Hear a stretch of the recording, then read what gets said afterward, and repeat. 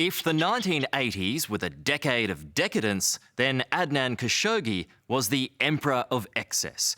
Back then, the Saudi arms dealer was the richest man in the world, and he flaunted his wealth like no one else. But among the super yachts, jets and mansions, his greatest indulgence was a personal harem of young, beautiful women. Jill Dodd was one of his many female playthings.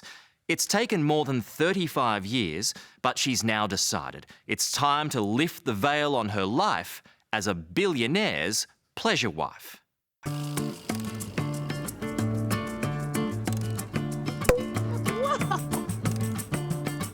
When it comes to living the good life, Jill Dodd has had plenty of experience.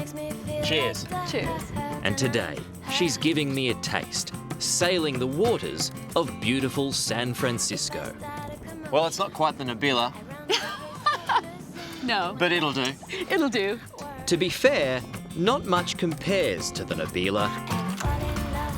An 85-metre super yacht once owned by Adnan Khashoggi, the multi-billionaire who sold weapons to the world.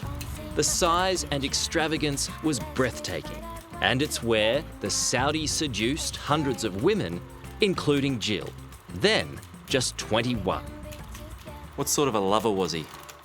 Great. Yeah, he was a great lover. We just melded together like one of the great lovers, yes, that I've had. It's getting a little hot in here. I know. It was just, everything was just mutual and beautiful.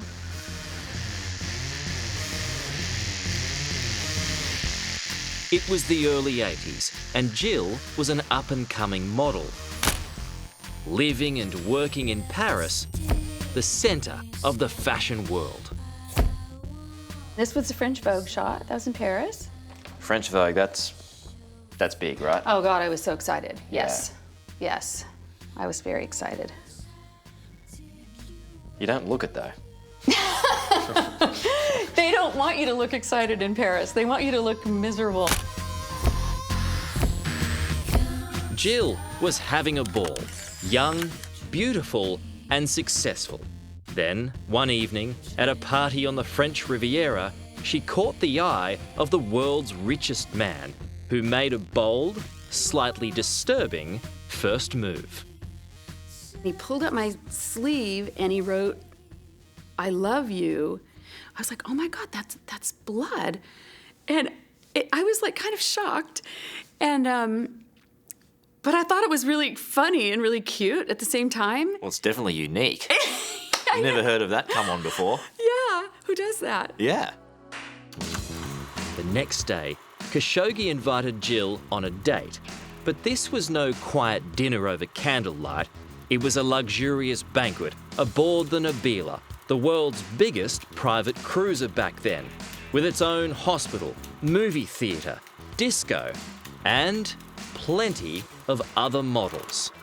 So do you think that Adnan was paying modelling agencies huge amounts of money in return for beautiful young girls that may come to his parties, have a great time, and in some cases have sex with him? Yeah, I would say, I have to say yes. I would have to say yes. Yeah. And you also became- for other businessmen as well, because, you know, you have a party full of women and then you have a business meeting and then, you know. And then you became one of those women. I didn't think of myself as one of those women, but I evidently was. I mean, I never thought of myself as a hooker, though. I still don't think that. Maybe not a hooker, but Jill was certainly hooked. The wealth and charm of Adnan Khashoggi was unlike anything she'd ever seen, and the attraction was apparently mutual. Khashoggi already had a legal wife, but he allowed himself several pleasure wives. So, just weeks after meeting Jill, he asked her to be one of them. And he said, you know, I want to take care of you. I want to make a 5-year contract with you. I'll provide everything for you. You will be at my beck and call 24 hours a day. Were you in love with him? Yes. Or were you in love with the extravagance, the power, the money?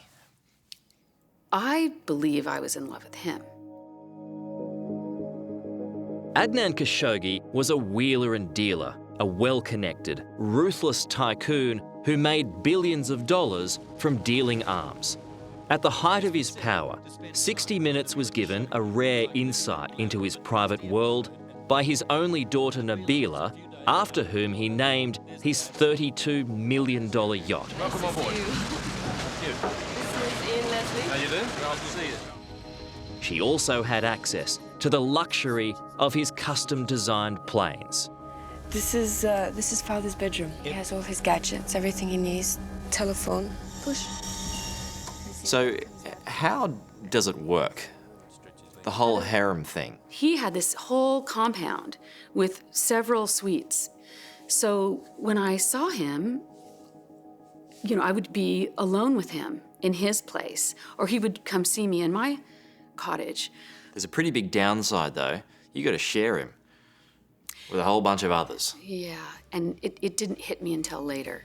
How naive do you think you were? Extremely. Extremely. Jill was completely taken, and she lapped it all up, enjoying the decadence and, dangerously, the excess. How much coke were you doing with Adnan? We did it for fun, just recreationally. We would lock ourselves in a room for days, and we would...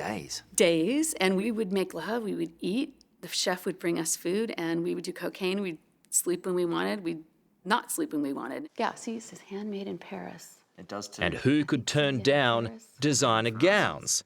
Certainly not Jill. Adnan wanted me to wear couture to all of the dinner parties because we were entertaining politicians and royalty from all over the world. We're gonna have dinner. Oh, don't sit out there, dear. You're gonna go out? Dinner? Mm-hmm. Well, you'll need a cocktail dress then. But to fit into Adnan's world of celebrity and royalty, Jill needed to act a certain way. Apparently, this working-class girl from Southern California fell a long way short. Elbows off the table, don't slouch.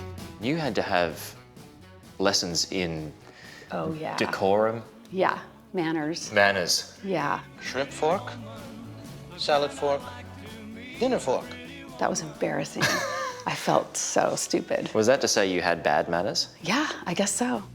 I definitely have the salad fork. The rest of the silverware is a little confusing. But I leaned back on my chair. I guess you're not supposed to do that. And I didn't know how to use the cutlery and the glasses. Slippery little suckers. Jill was living her own pretty woman fantasy despite Khashoggi's shady business. Will you please raise your right hand?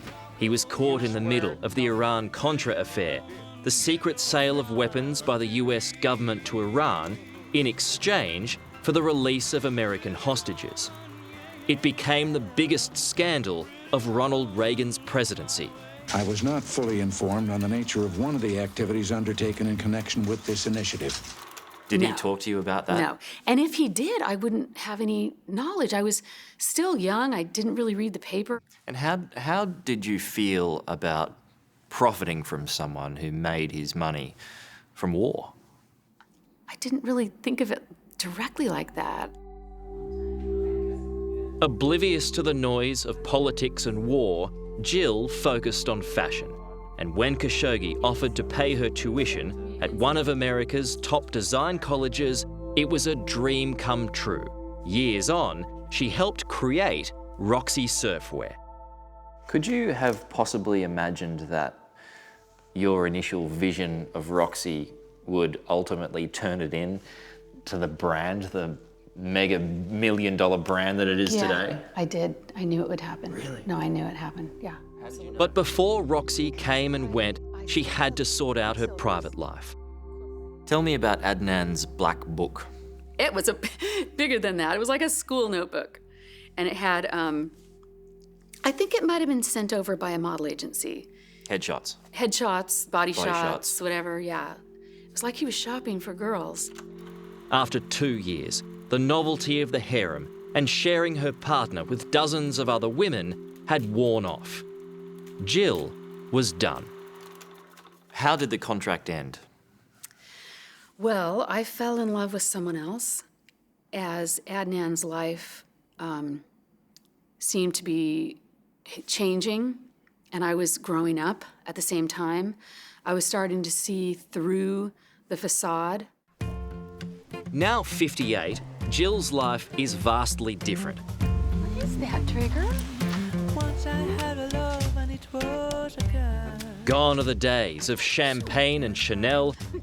It's now about peace and nature. She's a married mother of 3 who's written a memoir with the full support of her family. Have a lot of people come up to you and, you know, kind of shared like similar stories? Yes. But Adnan Khashoggi will never read it. He passed away in June this year, aged 81. Even though contact between them was long gone, a connection always remained. I believe he loved me. I know I loved him. And I know we had a beautiful friendship. And I don't have any regrets at all.